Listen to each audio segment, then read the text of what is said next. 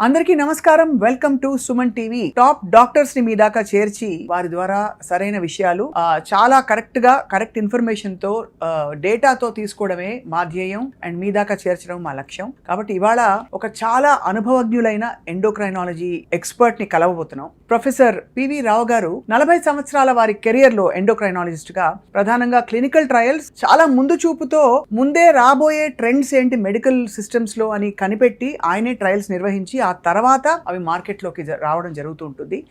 ఎక్కువగా డయాబెటాలజీలో, ఎందుకంటే diabetes cases పెరిగిపోతున్నాయి కాబట్టి ఆయన కెరియర్లో 40 సంవత్సరాల సుదీర్ఘ ప్రస్థానంలో 5 లక్షలకి పైగా పేషెంట్లను ఆయన స్పృశించుంటారు.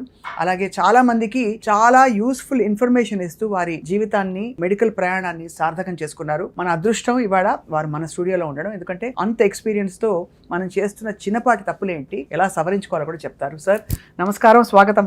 నమస్తే అండి. ప్రొఫెసర్ పివి రావు గారు, మీరు ఎండోక్రైనాలజీ విభాగంలో ఎక్స్పర్ట్ కాబట్టి దీనికి అంటే మీరు ఏమన్నా ఒక పూర్వపరాలు ఉన్నాయా మీరు ఇందులోకి రావడానికి?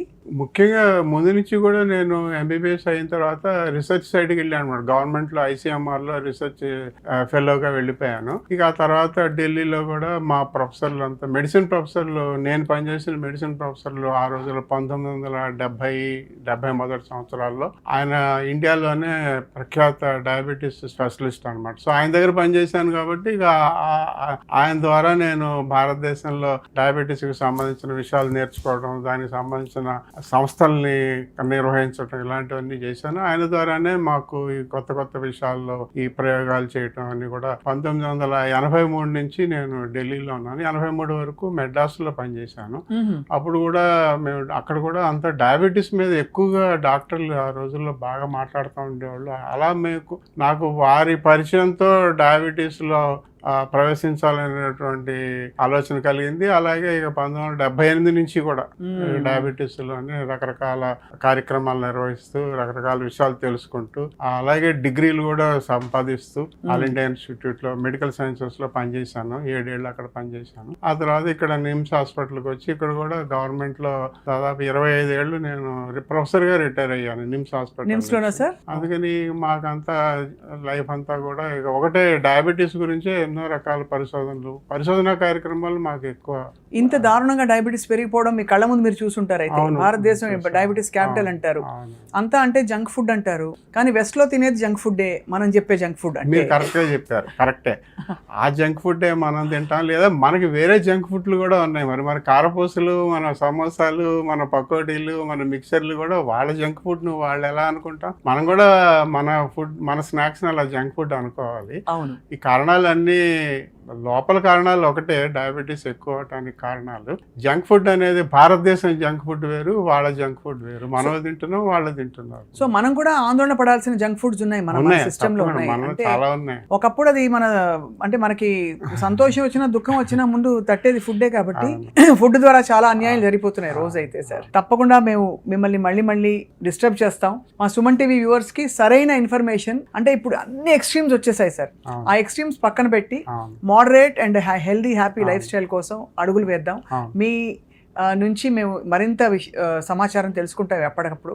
సో మిమ్మల్ని డిస్టర్బ్ చేస్తూ ఉంటాం, మీరు అనుమతి ఇవ్వాలి మాకు. తప్పకుండా. Doctor PV Rao garu, we're honoured to have you here. నమస్కారం సార్. మీ ప్రయాణంలో మీరు ఎక్కువ క్లినిషియన్ గా ఉన్నారా, రీసెర్చ్ పర్సన్ గా ఉన్నారా? అలా క్లినిషియన్ గా ఉన్నప్పుడు మీరు చాలా రేర్ కేస్ అనుకుని ఒక చాలా అద్భుతమైన విషయం కనుగొన్న సందర్భము, లేదు ఒక చాలా ముదురు కేసుని మీరు సాల్వ్ చేసిన సందర్భం ఉంటుంటుంది కదా? అంటే మేము డయాబెటీస్ అనేది మేమందరం కూడా రక్తంలో గ్లూకోజ్ 500, 600, 1000 మిల్లీగ్రాములతో వచ్చిన వాళ్ళని, అంటే మాకు సాధారణంగా గవర్నమెంట్లో పనిచేసినప్పుడు అలాంటి కేసులు చాలా వస్తాయన్నమాట. వాళ్ళకి ఏదైనా ఆపరేషన్ చేయాల్సి ఉంటుంది అర్జెంటుగా, ఒక 2-3 గంటల్లోనే పెద్ద ఆపరేషన్, మేజర్ ఆపరేషన్, 5-6 గంటలు ఆపరేషన్ చేయాల్సి ఉంటుంది. వాళ్ళకి రక్తంలో గ్లూకోజ్ 600 ఉంటుంది, 1000 ఉంటుంది.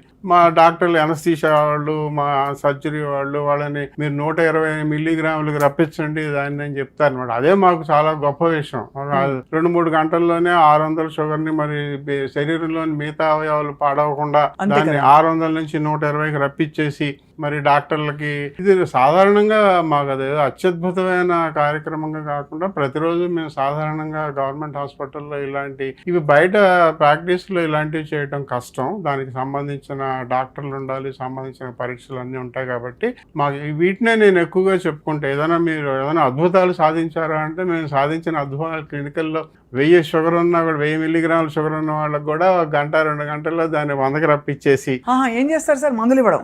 మందులంటే మన ఐవి మందులు ఇచ్చి చాలా కష్టం అనమాట. 1000-2000 షుగర్ ఉంటే అంటే మీరు చెప్పిన తల తిరుగుతుంది. ఏం సిమ్టమ్స్ వస్తారు సార్ వాళ్ళు? హఠాత్తుగా 1000 మిల్లీగ్రాములు వస్తే వాళ్ళకి కళ్ళు తిరగటం, లేదా నోరు ఎండిపోవటం, డీహైడ్రేషన్ అంటాం. శరీరంలోని రక్తంలోని నీరంతా కూడా తగ్గిపోయి డీహైడ్రేషన్ వచ్చి అవయవాల్లో ముఖ్యంగా ఊపిరితిత్తుల్లోను, గుండెలోను, మెదడులోను ఉన్నటువంటి కణాల్లో నీరు తగ్గిపోతే వాటికి సంబంధించిన సమస్యలు వస్తాయన్నమాట. కానీ అదే ఇప్పుడు మనం చాలా మందిని చూస్తూ ఉంటాం బయట సంవత్సరాల తరబడి షుగర్లు ఎక్కువగా ఉంటుంటే 400-500 ఉంటూ అలా దానికి అలవాటు పడిపోతారు. అవును, అలవాటు పడిపోతే వాళ్ళకి మనం ఏదో రక్త పరీక్ష చేస్తే తప్ప వాళ్ళకి ఎటువంటి సమస్యలు బయటపడవు. అవును, అదో రకమైన సమస్య మాకు. అది డయాబెటీస్ వాడికి రక్తంలో గ్లూకోజ్ ఎంత ఉందని తెలుసుకోవాలంటే రక్త పరీక్ష చేసుకోవాల్సిందే తప్ప వాళ్ళని ఏదో చూసి వాళ్ళ లక్షణాలను బట్టి వాళ్ళతో మాట్లాడి మేము చెప్పలేము. కాబట్టి రక్త పరీక్షల్లో తెలుసుకుంటా. అలాగా చాలా కాలంగా రక్తంలో 500-600 షుగర్ ఉన్న వాళ్ళు ఏ సమస్య లేకుండా బయట సాధారణంగా తిరుగుతూ ఉంటారు. వాళ్ళకి ఏమవుతుంది ఒకవేళ అది కంటిన్యూ అయితే? వాళ్ళకి చాలా డెఫినెట్గా వచ్చే సమస్యలు ముఖ్యంగా రక్తనాళాలు గట్టిపడిపోతాయి అన్నమాట. వీళ్ళందరికీ రక్తం గట్టిపడుతుంది, రక్తం చెక్కబడిపోతుంది కదా. రక్తం చెక్కబడిపోతుంటే ఎక్కడైనా రక్తనాళాల్లో అది గడ్డగట్టి ఆ ధమనంలో, గుండె ధమనంలో, కరోనరీ ఆర్టరీలో గడ్డగడితే హార్ట్ అటాక్ వస్తుంది. మెదడులో ఆర్టరీలో గడ్డగడితే అక్కడ బ్రెయిన్లో స్ట్రోక్ వస్తుంది. ఇలాగా ముఖ్యంగా రక్తనాళాల సమస్యలు, తర్వాత మూత్రపిండాల సమస్యలు కూడా వస్తాయి. ఇవన్నీ కూడా ఖచ్చితంగా వస్తాయి అందరికీ. కాకపోతే ఏంటంటే అది ముందు తెలీదు చాలా మందికి. రాబోతోంది అనే విషయం 5-10 ఏళ్ల తర్వాత గుండె జబ్బులు వస్తాయని, మూత్రపిండాల జబ్బులు వస్తాయని తెలీదు. గ్లూకోజ్ మాత్రం ఎక్కువ ఉంటుంది, అసలు ఉందనే పట్టించుకోరు. ఒక 5-10 ఏళ్ళు పోయిన తర్వాత ఇక ఏదో ఒక సమస్య, శాశ్వతంగా అంగవైకల్యం వచ్చేటువంటి సమస్యలు వస్తాయి. అబ్బో, అయితే ఇలా పట్టించుకోకపోవడం డేంజర్ సైన్స్. అంటే అందుకే ఇప్పుడు యాన్యువల్ చెకప్స్ ఇవన్నీ ఇప్పుడు వచ్చేసాయి. ఆ రోజుల్లో లేవు కదా సార్, అంత అంటే మన దేశంలో అయితే లేవు కదా సార్. ఇన్ని పరికరాలు కూడా లేవు, ఇప్పుడు అన్ని వచ్చాయి. ఇప్పుడు ప్రతి మనిషి ప్రతి ఇంట్లోనూ అందరికీ డయాబెటిస్ మెడికల్ షాప్ ఉంటుంది అంతే కదా సార్. కరెక్ట్. అది చేత్తో ఏమంటారు, దాన్ని ఏమంటారు సార్? అదే గ్లూకోజ్ మీటరు. దాదాపు అందరి దగ్గర ఒక బీపీ మిషన్ 2500 రూపాయలు దొరుకుతుంది, ఇదో 1500 రూపాయలు దొరుకుతుంది. CGM దొరుకుతుంది, CGMS వచ్చేసాయి. చాలా మంది వాడుతున్నారు. ఇదివరకులాగా కాకుండా టెక్నాలజీ బాగా పెరిగిపోయింది. దానివల్ల అందరికీ అవగాహన పెరిగింది. అది మంచి విషయం. అందరికీ డయాబెటీస్ అంటే అవగాహన పెరిగింది. లావుగా ఉంటే సమస్యల గురించి తెలిసింది. రక్తంలో గ్లూకోజ్ ఎక్కువగా ఉంటే ఏం చేయాలో కూడా తెలుస్తుంది. అవగాహన కార్యక్రమాలు మేము చేస్తున్న వాటితో పాటుగా ఈ పరికరాల వల్ల కూడా ఎవరికి వారు నేర్చుకుంటున్నారు. మీడియా సహకారం చాలా ఉంది గత 30 సంవత్సరాలుగా. ఒక విషయం చెప్పుకోవాలంటే భారతదేశంలోని రాష్ట్రాల అన్నిటిలోనూ పోల్చుకుంటే మన తెలంగాణ, ఆంధ్ర రాష్ట్రంలో అవగాహన ఎక్కువగా ఉందన్న విషయాన్ని ICMR ఇండియా అనే స్టడీలో తేల్చారు. చాలా మంచి విషయం. అంటే మేము మా గొప్పతనం మేము చెప్పుకోవడం అనమాట. గత 30 సంవత్సరాలుగా మేము చేసినటువంటి కార్యక్రమాల వలన మిగతా రాష్ట్రాలతో పోల్చుకున్నట్లయితే ఆంధ్రప్రదేశ్, తెలంగాణ రాష్ట్రాల్లో పట్టణాల్లోనైనా పల్లెటూళ్ళలో అయినా కూడా డయాబెటీస్ గురించిన విషయాలు అందరికీ తెలుసు. డయాబెటీస్తో వచ్చే సమస్యలు తెలుసు. డయాబెటీస్ని ఎలా పరీక్షలు చేసుకోవాలో తెలుసు. వాళ్ళు చేసుకుంటున్నారా లేదనేది వేరే విషయం, కానీ తెలుసు. అవగాహన అనేది ఉందనే విషయాన్ని మిగతా రాష్ట్రాలతో పోల్చుకుంటే మన రాష్ట్రాల్లోనే ఎక్కువ ఉందని పరిశోధనలో మన ICMR ఇండియా అంటాం దాన్ని. ఆ కార్యక్రమంలో వాళ్ళు చెప్పారు. మాకు చాలా సంతోషించాం ఆ విషయం తెలుసు. తప్పకుండా మేము మిమ్మల్ని మళ్ళీ డిస్టర్బ్ చేస్తాం. మా సుమన్ టీవీ వ్యూవర్స్ కి సరైన ఇన్ఫర్మేషన్, అంటే ఇప్పుడు అన్ని ఎక్స్ట్రీమ్స్ వచ్చేసాయి సార్. ఆ ఎక్స్ట్రీమ్స్ పక్కన పెట్టి moderate and healthy happy life style కోసం అడుగులు వేద్దాం. మీ నుంచి మేము మరింత సమాచారం తెలుసుకుంటాం ఎప్పటికప్పుడు. సో మిమ్మల్ని డిస్టర్బ్ చేస్తూ ఉంటాం, మీరు అనుమతి ఇవ్వాలి మాకు. తప్పకుండా. Doctor PV Rao garu, we're honoured to have you here. నమస్కారం సార్. నమస్తే. రైస్ ప్రైమరీ ఒక ఫుడ్ కదా సార్. సో మీ దృష్టిలో సార్ అసలు ఏ ఫుడ్ పదార్థాలు తింటున్నాము అన్నది ముఖ్యమా? అంటే రైస్ తింటే డయాబెటీస్ వచ్చేస్తుందని ఇప్పుడు అందరికీ అలా పడిపోయింది మైండ్ లో, అది వాస్తవం అంటారా? అంటే మేము చెప్పేది ఏంటంటే ఇప్పుడు భారతదేశంలో ఒకప్పుడు ఈ అన్నం లేనప్పుడు, మరి గోదావరి జిల్లాలో అన్నం లేనప్పుడు అన్నాన్ని పండించి ఎంతో మంది లక్షల మందికి ప్రాణం పోశారు. ఒకప్పుడు మనకి ఈ ఆయుర్దాయం చాలా తక్కువ ఉండేది. లైఫ్ ఎక్స్పెక్టెన్సీ 30-40 కన్నా ఎక్కువ కాలం బతికేవాళ్ళు కాదు. వాళ్ళందరూ 70 ఏళ్ళు బతుకుతున్నారు. మనకి ఆరోగ్యం, ఆహారం, నాకు తెలిసి 30 సంవత్సరాల క్రితం కూడా మెరాస్మస్ అనే వ్యాధి, తర్వాత క్వాషియార్కర్ ఇక్కడ తెలంగాణలో హైదరాబాద్ సిటీలోనే చాలా ఎక్కువ ఉండేది. ఇవాళ ఎక్కడా కనిపించట్లేదు.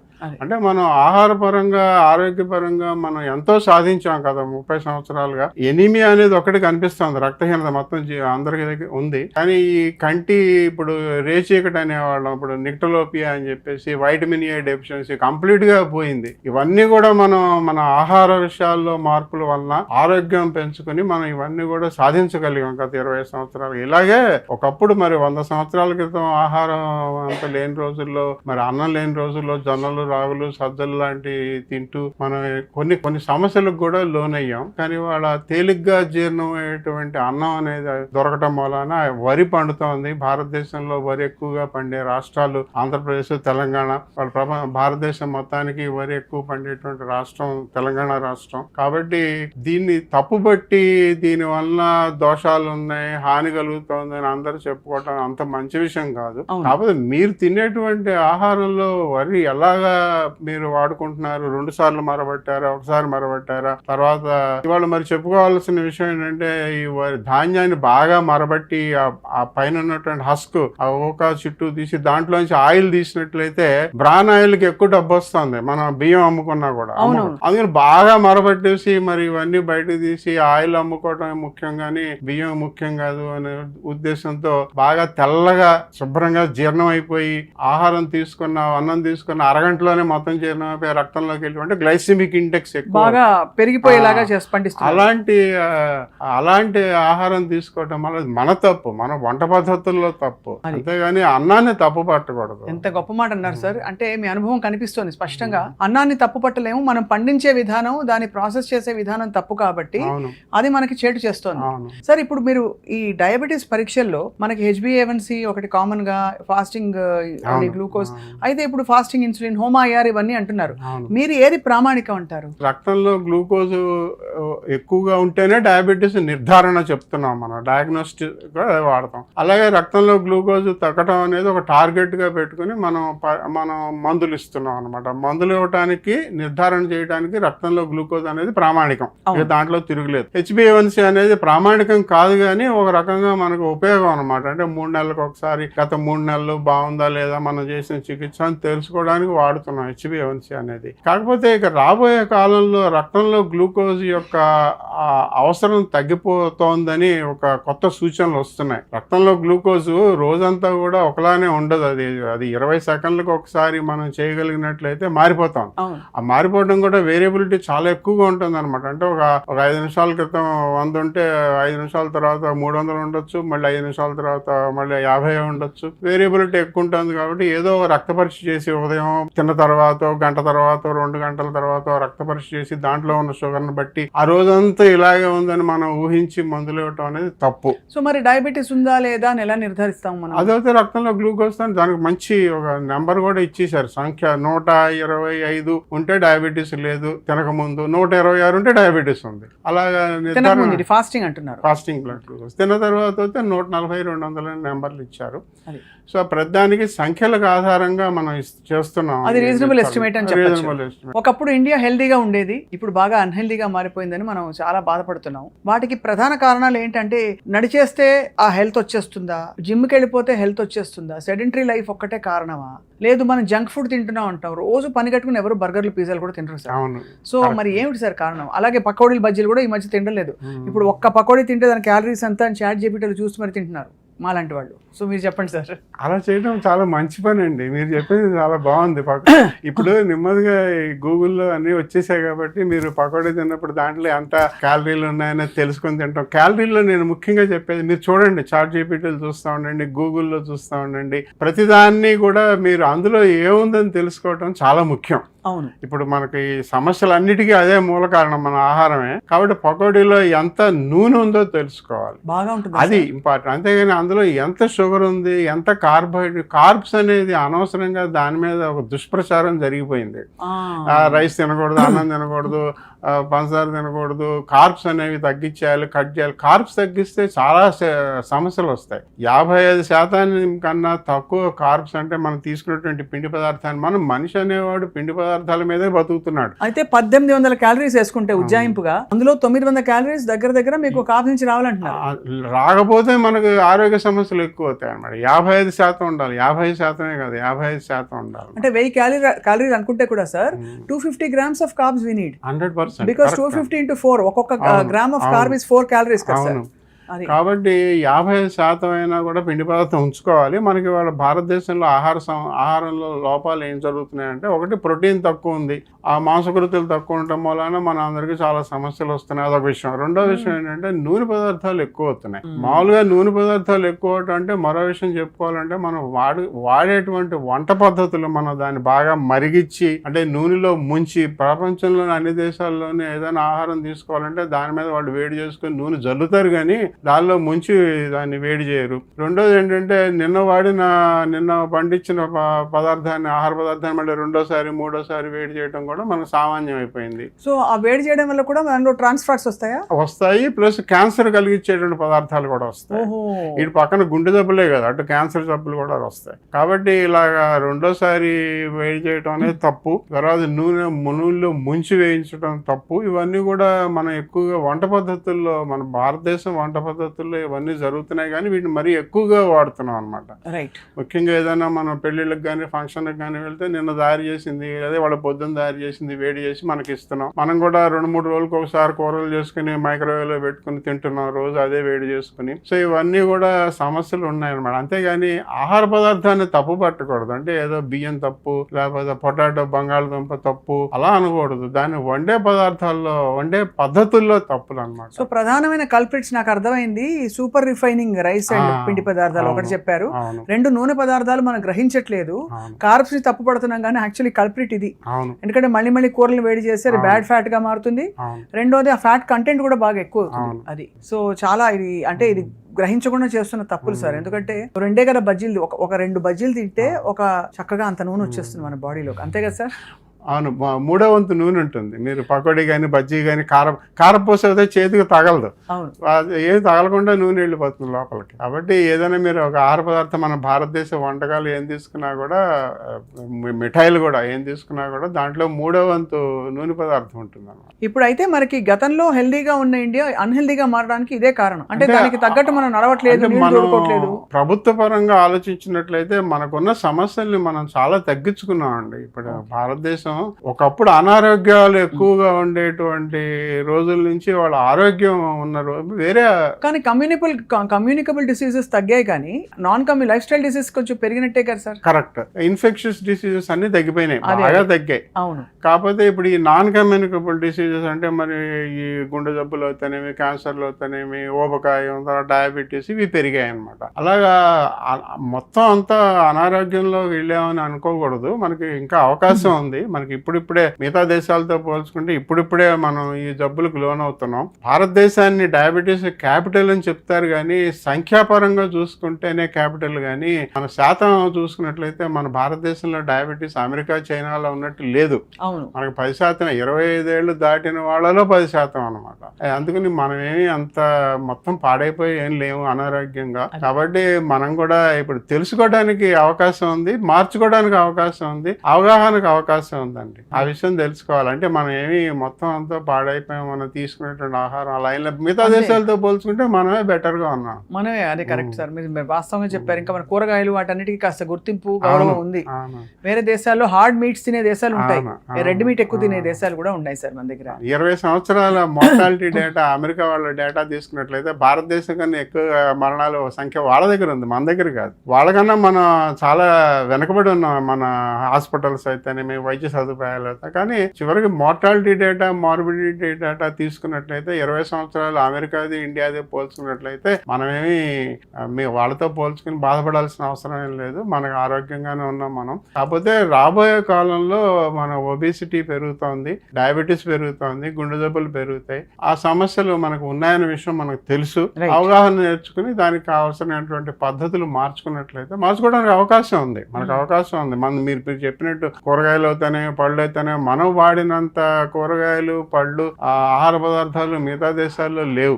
కాబట్టి మనం చాలా, మనకు అదృష్టవశాత్తు మనకు చాలా అవకాశం ఉంది మార్చుకోవటానికి. 100 ఏళ్ళు బతకడం ఎలా అని ఎవరైనా అడిగితే ఒక అమాయకమైన ప్రశ్న. 100 ఏళ్ళు అంటే